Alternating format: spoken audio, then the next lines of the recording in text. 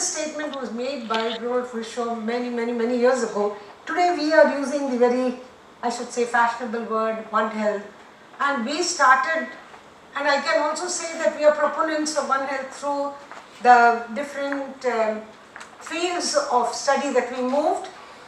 My husband Karunasagar and I, we started off as medical microbiologists, but after that, working in institutes like JIPMAR and KMC and all, we moved to fisheries, and then of course from fisheries, which was probably the best platform to relate the human medicine with what was happening in the aquatic environment. We already had, I think, the insight of looking into pathogens that affect humans, because water is the elixir of life, but water is also the most important source that is common for all of what we are going to be seeing today. Every sector where food is produced, where patient care is there, where hospitals use water, everywhere. Household activities we use water, and therefore with that as the background we plunged into looking at human pathogens. And then of course food security meant productivity, and productivity meant freedom from diseases and allowing the aquatic animals to grow unhampered by all the viral, bacterial and other pathogens. Well, is there a disease in the aquatic environment used to be a big question. There really isn't any disease until the numbers are like what you see in a concentration camp, and any problem that affects one animal easily spreads to many others. And opportunistic organisms are the same, whether it is for humans, animals, fish or any form of life. The more they are crowded, the more they are vulnerable, and the more they spread very easily from one to the other. And therefore, One Health was appreciated much before we saw it as One Health. And the approach itself brings together stakeholders from different sectors. And yesterday Dr. Anuj Sharma very nicely explained about the quadripartite approach to it. Earlier we used to always talk about the humans, animals and plants, but the world recognized that environment plays a very important role, and therefore there have all the agencies, the Food and Agriculture Organization, the World Health Organization, the World Organization of Animal Health, formerly known as OIE, and the United Nations Environmental Programme. They have all come together and are signatories of looking at One Health, because it is recognized by everyone that you cannot look into any problem in silos. All are connected, and the better we understand the interrelatedness of the sectors, it leads us to multi-sectoral approaches to address any problem. So the bridled horse approach has moved, and we now look at all fields of science, hoping to learn from the knowledge that exists in one, and also to see that problems transcend all the borders that exist. Now, I'm sure many of us have read this book, Magic Bullets, Lost Horizons, and also it projects the large volume of funding that probably will be required to address antimicrobial resistance. And yesterday Dr. Vandana very clearly showed all the different infectious as well as non-infectious lifestyle diseases that are going to take the toll. And in that the projection for AMR in 2050 is about 10 million, and the cost, if you see, is about 66 trillion pounds. Now, having said this, we have to look at alternatives. There are many alternatives, and we know the science of Ayurveda has always been one on which we have laid back looking at the plant products. Then we also have other areas such as, the essential oils. Then we have the probiotics. Then we have advanced methods also, which I will just briefly tell later. But if we look at one of the aspects, historically it is important, because I think bacteriophages were discovered long back, but they took a back seat because parallel to their discovery was the discovery of antibiotics that went on. And there was one major disadvantage. While bacteriophages were narrow spectrum in their activity and they were specific, the discovery of antibiotics was based on the premise it was broad spectrum and it was actually the magic bullet then. But the euphoria was short-lived because the misuse, overuse and the indiscriminate use have all led to problems that today seem like a pandemic, and we are hearing from specialists in the hospitals how like flies people pop off due to antibiotic resistant organisms, and more polymicrobial antibiotic resistant bacteria are really taking their toll, and with a lot of other advances that take place in terms of life expectancy being increased by transplantation, by looking at many other aging processes being delayed, one sees that there is a depression of immunity and making them vulnerable to organisms, and therefore taking care of resistance is indeed a major task. Now this is just a timeline, but the challenges in the discovery and application of phages are because of the inconsistent findings that have been there. The dosages are a major challenge, repeatability and the limited genetic information. Well, these were all responsible for not allowing enough exploration, but today with a lot of molecular tools, the ability to fragment that small particle, the bacteriophage, has resulted in not just having the entire phage, which itself is just a mix of molecules, to fragmentation of individual entities that also help in bringing about the required protection that is being sought of against diseases. Now in the timeline, when we say, of course I am not going through each of them, but we will see that today there are many companies that have also come into the picture, and phage manufacture is a big business in many countries of the world. India also has started to talk about it, think about it. Now we are all aware of the therapy having taken a center stage at one point of time when a professor of psychiatry, Tom Peterson, at the UC San Diego School of Medicine became the first known person in the US to successfully undergo intravenous bacteriophage therapy. He contracted a life-threatening illness when they were on a holiday in Egypt, and this was by the dreaded organism Acinetobacter baumannii, a multi-drug resistant organism, and he was in coma for a few months, and lo and behold, because of bacteriophage, he recovered and is of course back and working very well, and they have taken their own experience forward in the form of starting a company in San Diego. His wife is also of course an epidemiologist, and she was the person who boldly requested the doctors to work on phages to treat him.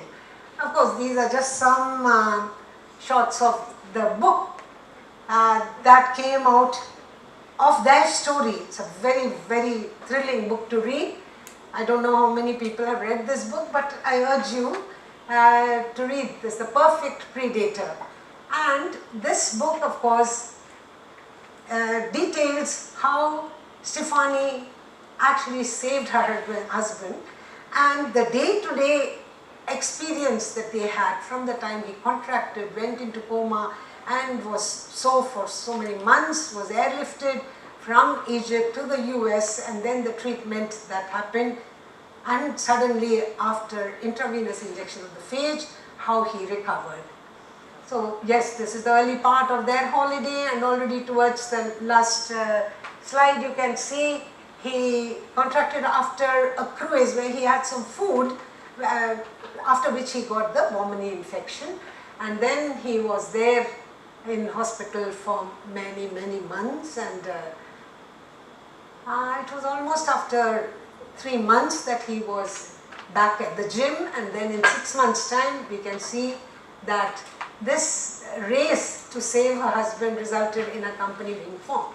Now bacteriophages, as you can see, have a head, a neck, a collar and a tail. Okay, the tail fibers attached to the bacteria, and the the genetic material is injected.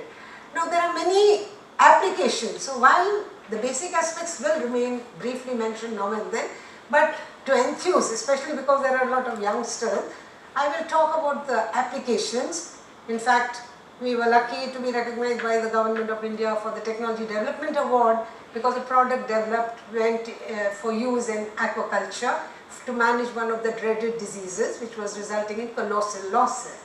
So, if we look at antibiotic resistance and of course the application of phages, it is possible in all sectors where you have water carrying the bugs which may be having antimicrobial resistance. So fish, yes, grows in water, but if you look at the water that is used, whether it is in the hospital effluent, the anthropogenic waste, then from the poultry, piggery, livestock management, or the pharmaceutical concerns that has been also mentioned, you see that the runaway water from all of that is interchangeably used. So the influent of one can become the effluent of another, and you have many mechanisms through which of course the resistance transfers, which is also briefly shown in the slide. Now we see that there are many possibilities, alternatives. Vaccine we have just heard, which of course is a preventative measure, but we also have other immunotherapeutics. We have more recently the CRISPR-Cas based approach, and then probiotics is something I already mentioned, then the fecal material transplant that is done, and it is catching up as you read about some of the cases, especially to manage some of the colonic disturbances and the IBS problem. Then you have the nanobiotics and enzybiotics. Well, I will talk a little bit about the enzybiotics from bacteriophages that we are working with and have for application. Stem cell therapy remains, and the antimicrobial peptide.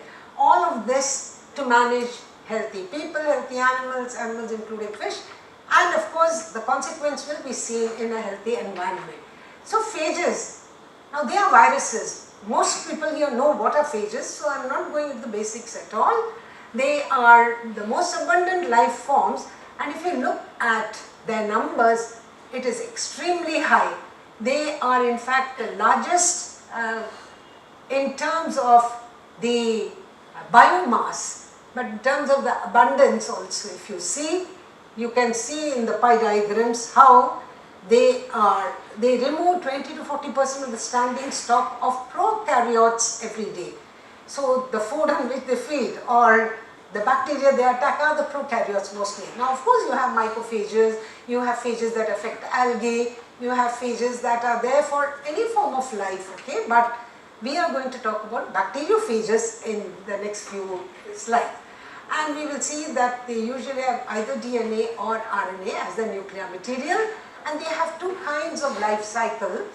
The preferred life cycle for use as a therapy is the lytic phages. Therefore, at a time when we were working with phages, we did not have all the tools to start off by saying what kind of phage is it, does it have lysogenic components, is it capable of integrating into the genome of the bacteria and become lysogenic, does it carry virulence genes, does it, because they participate also in transfer of virulence material. Today, with whole genome sequencing being possible, we have entire sequences of phages available which we can study, and therefore with that approach we are sure from the beginning that we are starting off on the right note. And see, the fact that from one phage you have about 20 to 30 from one cell being generated shows that they are auto-replicative, and the fact that they attach to a bacteria and multiply and are released shows that if a host cell, a bacteria is not available, they are not going to be present there either. So when the host is not available, they also die. Well, if you talk about our interest in phages, it goes back to about 40 years ago when we used to hear about the Ganges water, which was of course the most polluted river, but the water being used as the most sacred, I should say, tirtha which we all take. The cleanliness of that was already spoken about by some of the Indian scientists before, clinicians, and they had told how there are bacteriophages and they are cleansing the water of the pathogens that find their way through the people that go and either bathe there or whatever, wash their clothes or everything, okay. And therefore we started looking at phages from those samples to start with. And I think today we have more than one reason to believe, if we look at the Mahakumbh that took place, how many infectious disease outbreaks or food poisoning outbreaks did we hear about? Hardly any. We hear more of it outside or in a hostel or in the, after eating street food, but we don't hear of it from the Mahakumbh water. A lot of samples were brought to us even for testing, and when we see, there are actually hardly any pathogenic or any bacteria at all also, you know.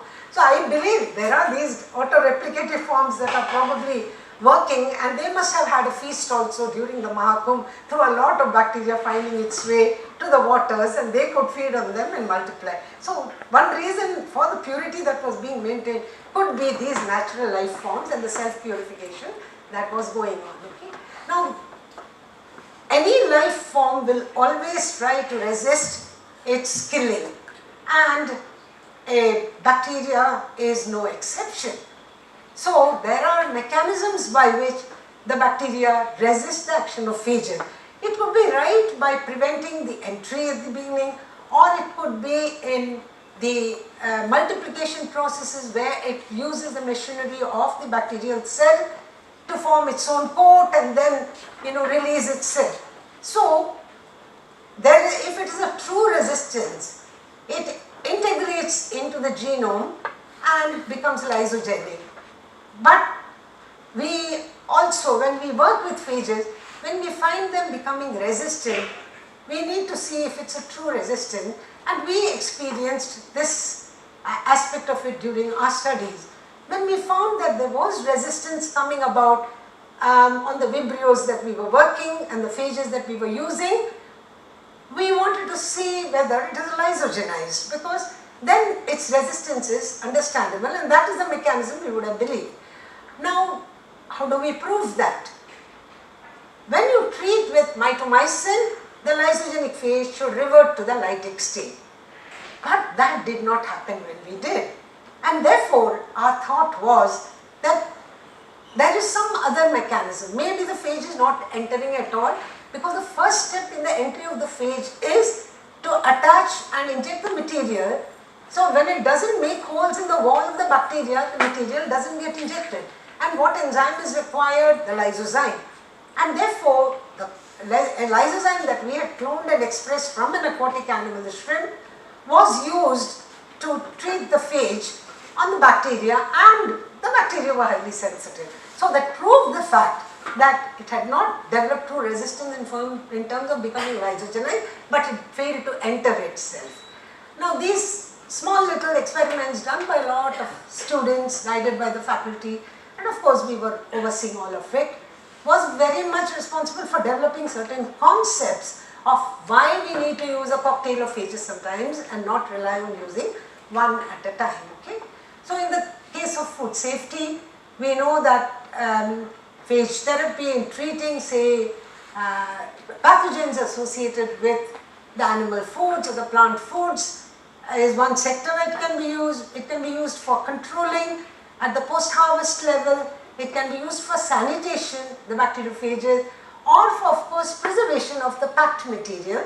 We have done some of these studies and published, but I will not make it too scientific today by revealing all of that. So if you see the reduction of colonization, or the disinfection of the equipment, or the ready-to-eat product being treated, or the final product being treated, all of this by an agent that does not bring about any organoleptic change to the food, is very important for it to be considered a very promising aspect of working with preservation. So many microbial control methods are there, of course, physical, chemical, mechanical, but the biological method using phages would definitely be a very, very useful method. It has already been used in vegetables, and now it's allowed. When we started, this was not allowed, but FDA has now permitted that some of the phage-based products, and they are generally regarded as safe. We know that in additives we have the classification, and GRAS, as it is called, is the one that is allowed. Okay, so phage guard lists text. So previously it was called, of course, from the Micros Food Company, That was approved in 2006 and then reapproved in 2016. Then the EFSA has evaluated the safety and efficacy of Listex. When we say TM, of course, it's trademark now, and for the reduction of pathogens from the ready-to-eat foods. In India, we are not sometimes we are unaware, sometimes we think some problems don't exist. We don't talk too much about Listeria monocytogenes, but when we conducted studies on abortions among the pregnant women, we found that Listeria monocytogenes is an important cause also of bad obstetric history. It is also one of the causes of neonatal septicemia. And in the West, because of a lot of cheese consumption, the Listeria hysteria is often spoken about. That's what Pranay Roy used to talk about during the days when he used to have the science programs. And again, the FDA has granted approval from Intralytics for another cocktail against Listeria monocytogenes for poultry packaging and ready-to-eat meat products. And then again, countries like Switzerland, Australia, New Zealand, Israel and Canada have approved few Phage products for applying in foods. Okay? So this has now become legally getting accepted. Okay? And this is of course a list of a lot of publications showing the application to food, because before it goes for getting approved, naturally it has to have a lot of research data that show the possibility of it becoming very useful to the society.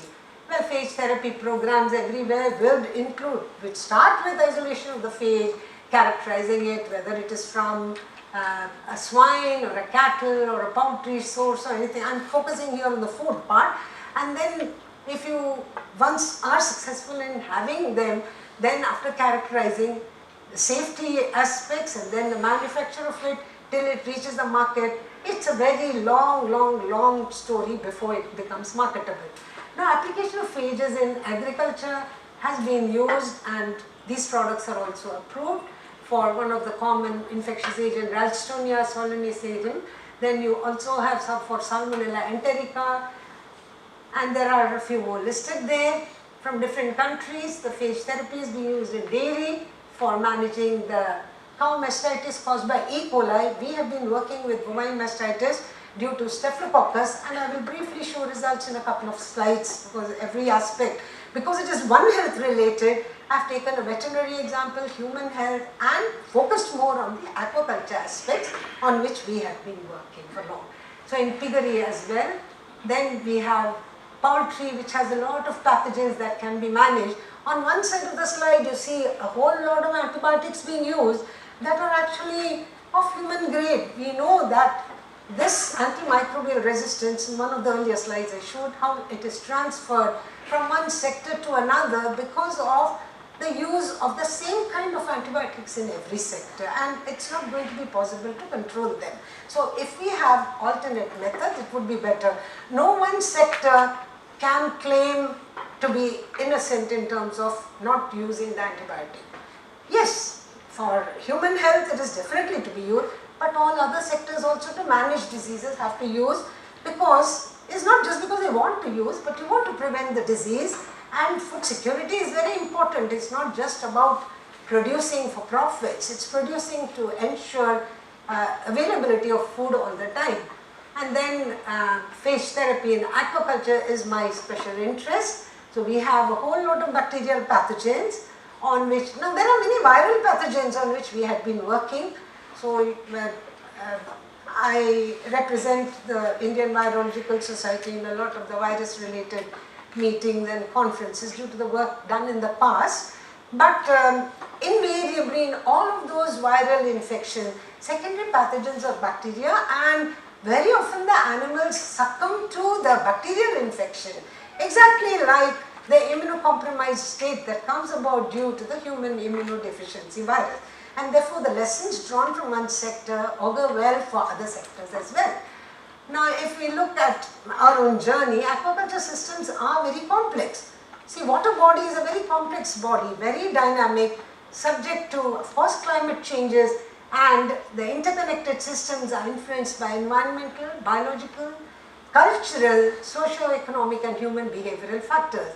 And since it is the world's fastest growing food growing sector, achieving zero hunger goal is the primary, I should think, focus. Now, if we have to achieve that, we have to have in mind the fact that macrophages, if you are going to use them in place of antibiotics, these are natural inhabitants of the aquatic environment. They can be isolated, yes, at any time if the particular pathogen or the bacteria for which you are targeting them are present in that environment. They play a role in the population dynamics in the natural environment. They are active and specific, controlling target bacteria, does not affect commensal, and can act on biofilms. So our previous speaker, Dr. Mathai, very clearly mentioned how we are unable to reach biofilms.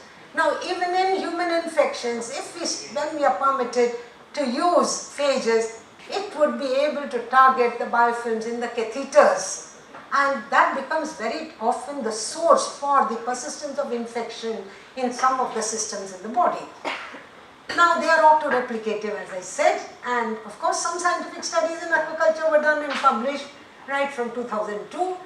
We were also working about the same time, and that is why for us presenting this case study came at a time when a very serious disease of shrimp aquaculture was devastating the industry, and it was due to antibiotic resistant Vibrio. Now, Vibrios in the environment, all of us know about cholera organism caused by Vibrio cholerae. Then there are others which are listed here.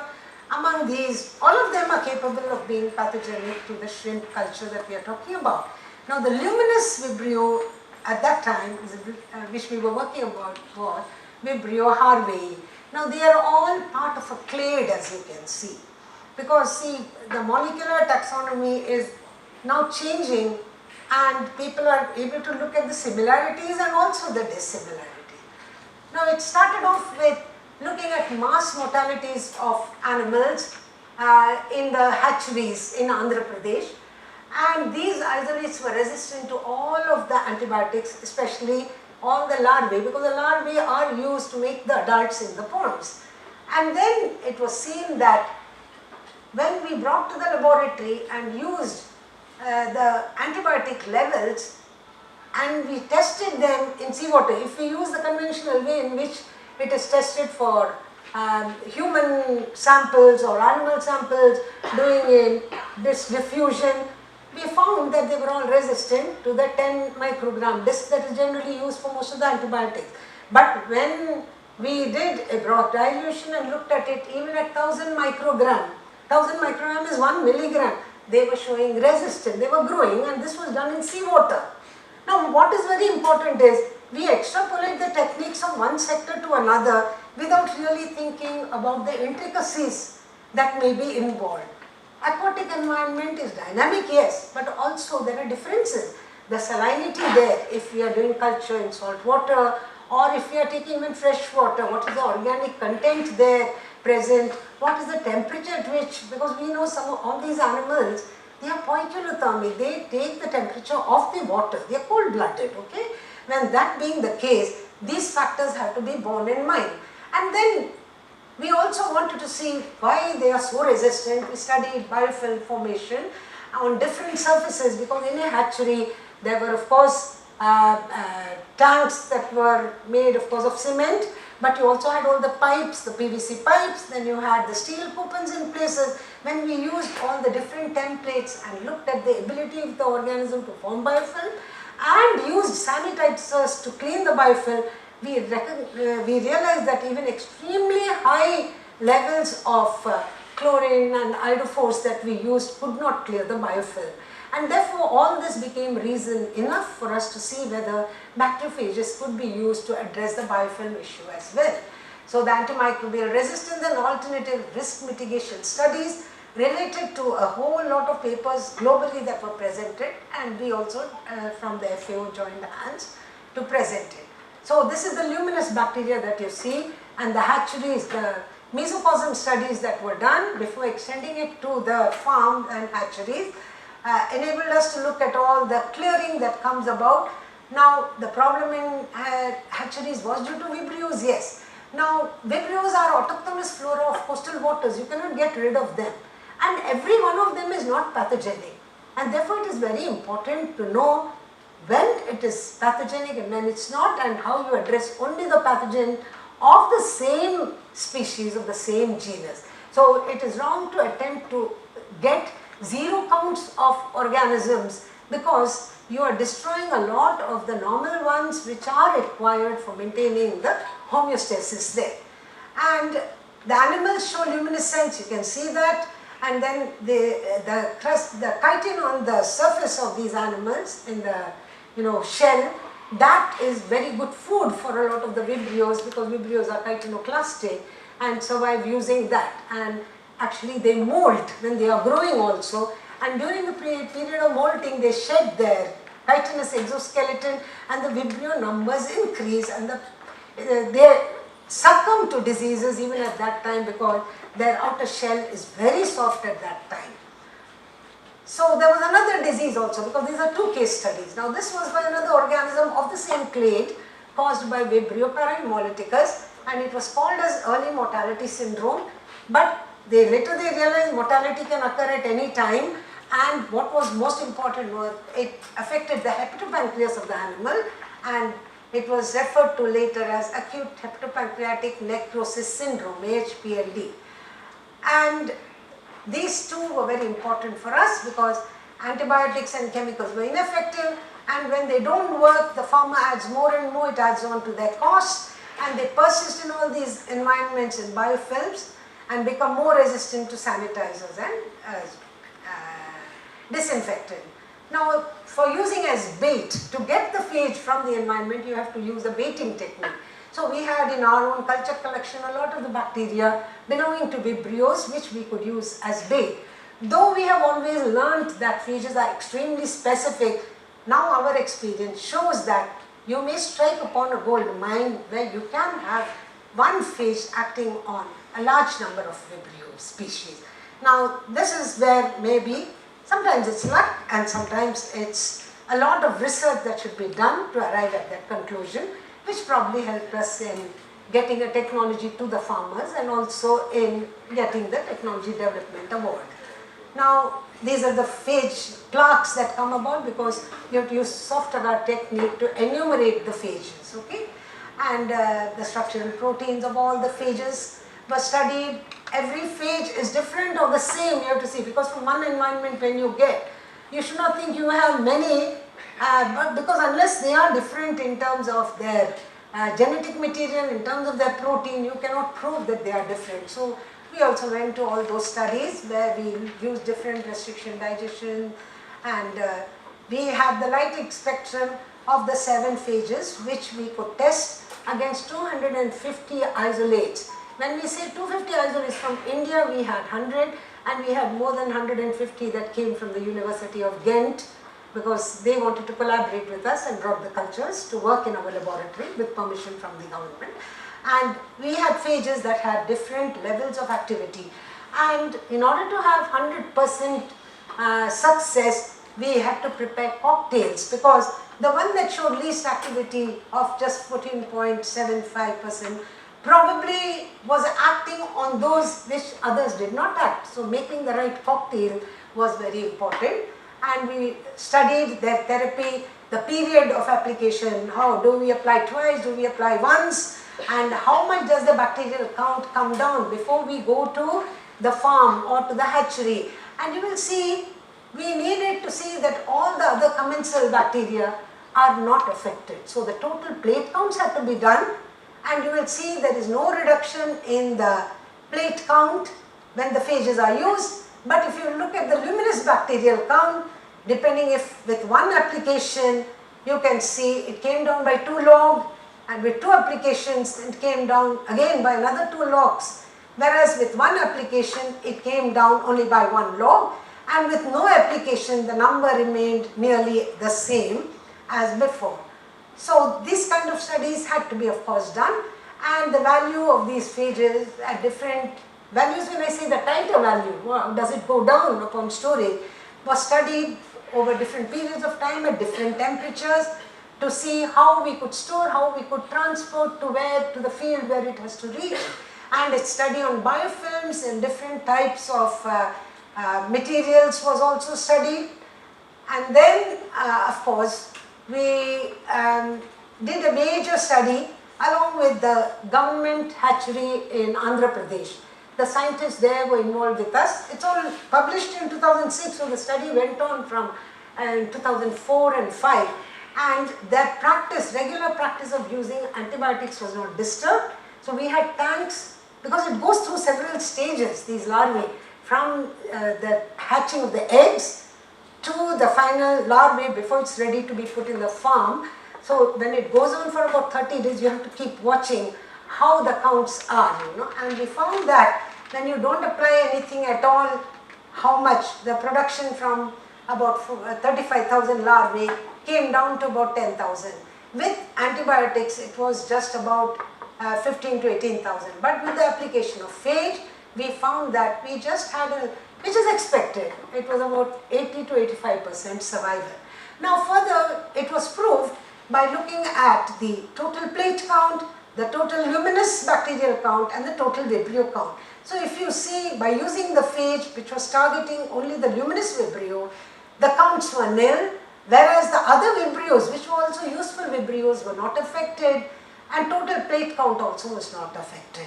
Same thing was seen. This was with, of course, bacteriophage treated. When treated with antibiotic, you can see initially there was a dip, and it looks as if the antibiotic is very successful in controlling the bacteria, but that euphoria is generally very short-lived. You can see it comes back with vengeance and goes back to the same kind of counts. So all of them are growing happily there, the pathogenic ones included. And then this is, of course, the control tank, which is to be expected. Okay? So these molecular characterization that all the phages were quite different, and all of this is one German scientist helped us at that time. Today in India we have a lot of facilities, but he helped us with electron microscopy alone, Dr. George Krohn, and everything else is done in India completely. And then this isolation and of course the characterization and his biocontrol, all of this led to getting a patent also for the consortium of phages, and the application to treat the pathogens in hatcheries, the brood stock that come by dipping, because it does no harm. If it is not there also, nothing happens. So it just, you give a dip treatment to it, and to tackle biofilm formation it could be used. And I already explained, see, attachment of the phage to the cell wall and entry is very important, and the resistance may not be because it gets lysogenized, but it could be because it fails to penetrate. So one of our students, Anuj Tyagi, he had prepared recombinant lysozyme from black tiger shrimp. Now at that time, today it's Pinus vinami that is being cultured, but those years it was the tiger shrimp, Pinus monodon. Now lysozyme, many of us here know, is present in the tears, in the egg white and all. We always study about lysozyme being active against gram-positive bacteria more. Now the shrimp pathogens are all gram-negative, and therefore why would we find lysozyme in the shrimp hemocyte, in the shrimp blood hemocyte that is called? When we do the sequencing, we found that the deduced amino acid sequences showed changes in the N-terminal region, which probably accounted for it active against gram-negatives. A molecule is prepared in an animal or present in an animal to combat the pathogens that affect them, and therefore it is like a response. So it's not as if lysozyme always acts on gram-positive, these act on gram-negative. So using this recombinant lysozyme and studying all about it, when we worked on it, we found that the resistant bacteria together with the lysozyme and phage showed very high zones of lysis. Of course, all of this has been published, and environmental variables I mentioned in the very beginning are many in order to study the efficacy of a phage product or the lysozyme and phage together, and we look at all of this. Now, do aquaculture environments favor lysogeny is one question. Now, generally higher percentage of lysogens are found in isolation from oligotrophic environment. That is a study that has been done and published by a group, Jiang and Paul. But aquaculture environments are not oligotrophic environments, and therefore lysogeny may not be favored in aquaculture environments, and phage therapy with phages lacking the putative genes would be very important for use in cure. So the case study 2 is again on the isolation of phages, preparing a It goes through all of what I already explained, and the technology has been taken by a company and being marketed to this day. Now there are of course many environmental conditions, how they affect the susceptibility of the phage. So this is just a representation how the number of particles that are produced would depend on also the environmental condition. If you look at condition A, condition B, and the number of phage particles that are produced from one cell, as is referred to as the burst size, the number of phages that get produced, all of them would be varying. So a lot of standardization needs to take place. Even for human health, we may have to, depending on the matrix, are we going to use it for as an injectable? Are we going to use it for topical application? For all of that, a lot of studies will have to be done. What is the pH in that particular area? What is the temperature at which, suppose the person is having high fever and you are injecting, how would temperature affect the phage activity? So in aquaculture environment, we need to look at, of course, salinity, temperatures, pH. These kind of studies have been done. In bovine mastitis, we know, of course, E. coli is very important pathogen, but staphylococci are also very important. And we have cultures from Dr. Islur, because one of our faculty, formerly a student, PhD student, is his collaborator as well. And because treatment with antibiotic is not successful and side effects occur due to the antibiotic residues, resistance that comes about, phage therapy is a useful alternative. More importantly, we can have the phage proteins. Now, if we have to look at phage protein, we have to fragment them. So, phage fragmentation is a very important part of the work going on in our laboratories at NITE University. We fragment the phages and do all the studies with them. They are promising therapeutics. What we do in one sector can have application for other organisms in other sectors. Some pathogens are common to different sectors. So you can see how, of course, this is only to show the reduction in the turbidity that comes about in mastitis. But you can also see the clearing that takes place. The host range needs to be studied, because the better the range you have, a master phage that is available. However, specific phages for specific pathogens is not hard at all. You can even have, with all the standardized technique, within 24 to 48 hours, the isolate as well as the phage that you could have through a bank that you maintain. So we have a phage bank with us. So we have a collection. We use that even for sometimes, doing on human isolates, the studies when there is chronic infection. And of course, Helsinki Agreement allows us to sometimes use it for a chronic case not susceptible to any antibiotic, and if the physician feels it can be allowed, then through the ethical committee for some topical applications it can find application. Now, phage components, the lysins are purified phage encoded peptidoglycan hydrolases that we use, and oh my god, sorry. If you see, now this is another thing that we are working with, both for Klebsiella pneumonia as well as for Pseudomonas. Pseudomonas we are targeting because of the diabetic foot from where we have these isolates, and we find that these enzymes, which are very important, will help us more than using whole phages. The alginate lyases, endosialidases, endoramnosidases, then glucosaminadases, peptidone hydrolases, and depolymerases that will disturb the biofilm of the organism as well. So these studies are continuously going on for the last 7-8 years, and we have a lot of antibiotics that are ready, and government through projects also supports some of these studies. And so phage lysins, they target either the cell wall, they do not affect the host cell, and they rapidly kill on contact. So this is what we are focusing on now, having phage lysins to do the job, and they will prevent the biofilm formation as well.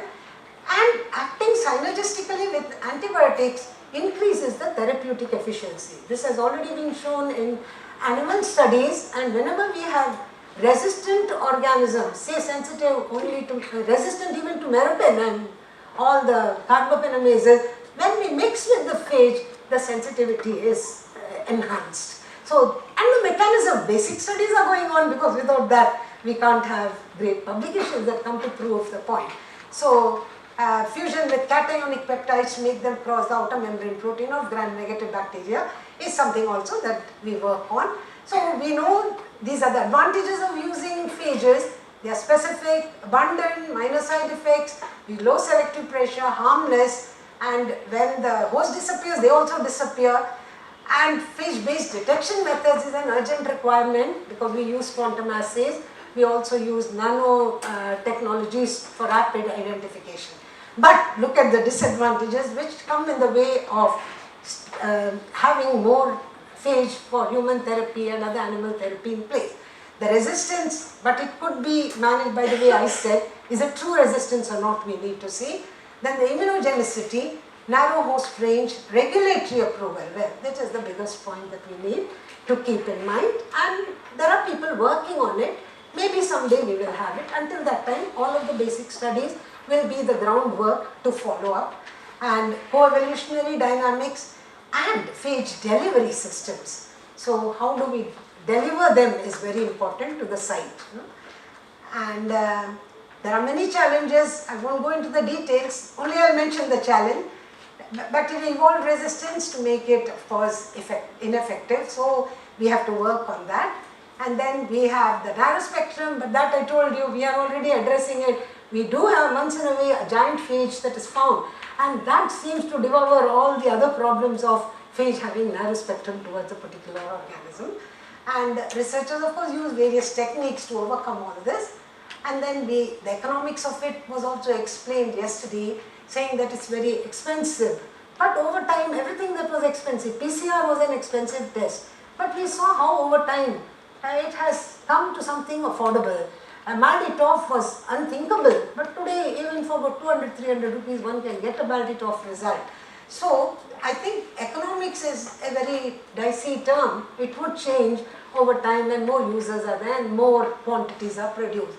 And then delivery, yes, is an issue, how the systemic clearance and the immune reactions that are possible. But if one looks at the story of the perfect predator and looks at the intravenous injection of the phage, that intravenously injected phage to manage the septicemia due to Acinetobacter baumannii in a patient who is comatose, it shows that that can be managed because immune reactions and then the allergic reactions are seen even with drugs. But in this it would be less than others because the molecule itself is simple, back to the phage. And then the toxins and the lysogeny, I already mentioned about the lysogeny part of it. And so I would like to close by thanking all of the team. It's been a lot of people working on it, and I was formerly at the College of Fisheries, Mangalore, and now for the last 11 years with the NITE University. So in both these centers, because we are leading the teams, I thank all the, I call them the microbes because that's what our group is called. And we have more than, of course, 300 members, and all of us work together as a team. So the main people who are involved, it is mentioned here in both the institution, but they have a lot of their own students who are also involved in all of that. And of course, Karunasagar and I have been mentoring all these young people at work. Thank you very much, and sorry if I overshot my time.